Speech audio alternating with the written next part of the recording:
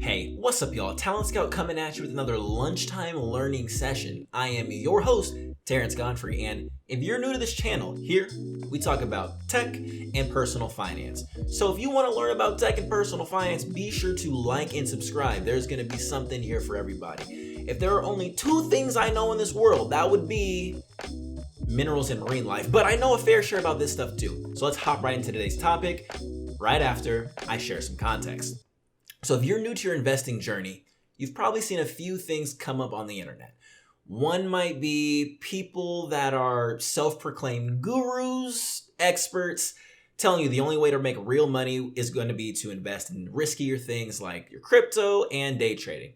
Now, while it is true that there is a lot of money to be made there, there's also a lot of risk, and let's keep it honest, most people lose there. Now, that does not mean you can't beat the statistics, but I'm just saying you're probably not. You definitely could if you put your mind to it, but you probably won't. So I want to talk about ETFs today. And actually shout out to my friend for this video idea because she's new to her investing journey and she wanted me to check out her list of ETFs. And for those that don't know, an ETF is an exchange traded fund. So think of it as like a mutual fund. It's this financial vehicle and it's built of a bunch of different things. So that could be stocks, it could be bonds, it could be crypto. It all depends. Different funds, they all track and are meant to do different things. So when people typically think of ETFs, they think of old school investing. There's not much money that can be made. It's only going to track the stock market, if not maybe a little bit better. And it's like, okay, you'll never get rich doing that. Now, while that's true for, typical funds that are specifically structured to track the market, there are a lot of funds that really focus on the different areas, whether that be clean energy, mid-cap stocks, autonomous vehicles. And yeah, honestly, if there's a thing you want to invest in, there's probably an ETF. And in this video, I'm going to share with you 20 ETFs that were on my friend's list. I checked them out. And yeah, I'm going to share which ones I'm invested in myself. A few that she found that are pretty dope that I'm actually going to start investing in. I'll explain why I'm looking at certain things, why I'm not looking at others. And a little bonus thing. In the description box below, I'll leave a link so you can download this and filter and you can start doing your own research. So you can see what type of things you want to look for while you're doing your portfolio building. So instead of being forced to join someone's Discord and ask, ooh, what do you think about this stock? What do you think about this? It'd be much better because you actually know what you're doing yourself. So let's hop right into it. Okay, so here's Yield Sheet right here. So here's how we have it structured. Got the ETF ticker, so that's just call it a stock symbol. It's not exactly a stock because it's an ETF, but think stock symbol. Holdings, like what are the top things that they're invested in? Expense ratio. What that means is think of it as the percentage. It's a percentage of the total price of one share of the ETF. That's what their fee is. Because, there are actual professionals that are managing these funds, really smart people. We think they're really smart people and they have to eat too. So they charge a fee on the fund and that's what pays their salaries. So that's how much it costs to hold multiplied by each share you have.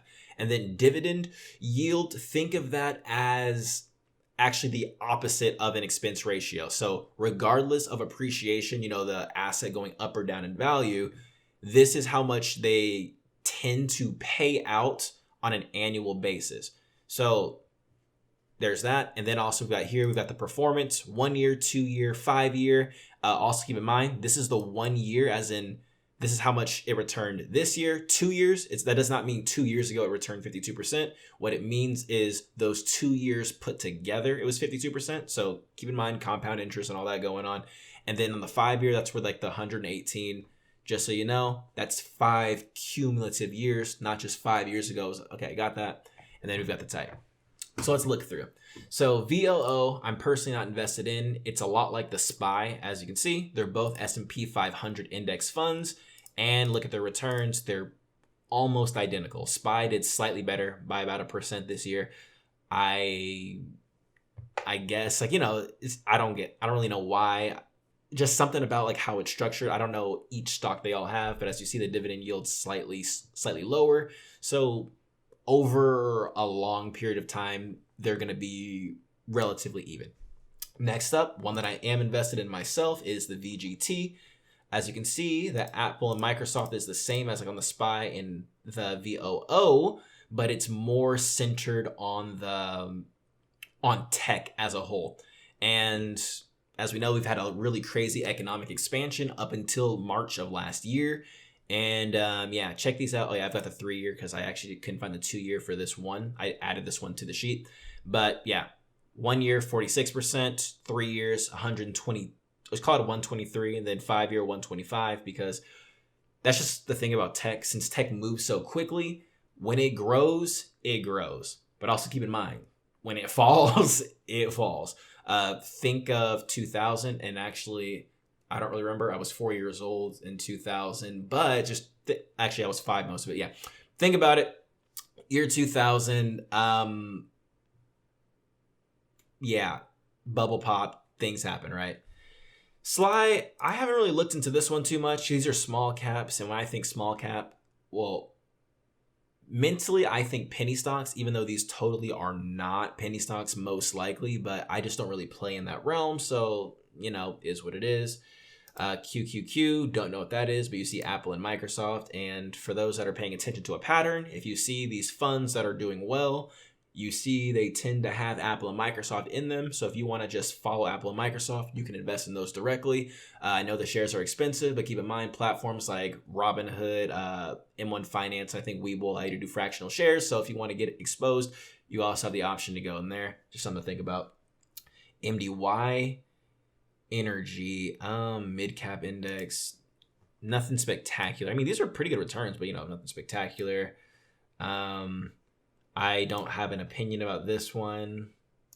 This one is it's a REIT, so real estate trust, and those tend to be commercial real estate, and I'm very bearish on commercial real estate because I actually thought commercial real estate was going to die even before all this whole remote working thing happened, because we've seen the rise of e-commerce. We've seen malls have just been dying left and right. Oh, crazy thing, next year a lot of malls, they're I forgot what it was called, but something about like a big payments due, and a lot of malls are set to probably default next year. So that's just going to be more into the anyway. But as you can see, the returns on these commercial real estates, these are pretty bad actually. Like, yeah, 5 years and only returning a total of 12.5. Geez, that's awful. Let's keep looking. Oh, got a. Oh, sorry, Slack notification. You know what it's like. Always be working. But let's see. Plug and play. Oh, yeah, this one's interesting. I am invested in this one because, well, honestly, anything that's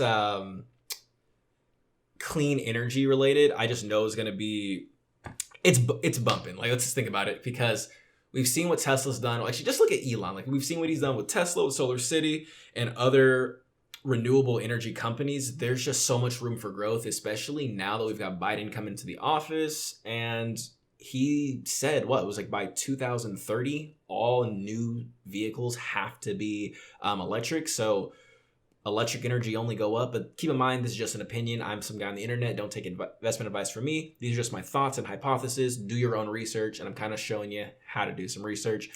Yeah, things going to be in the description. Let's keep looking. What else do we have in here?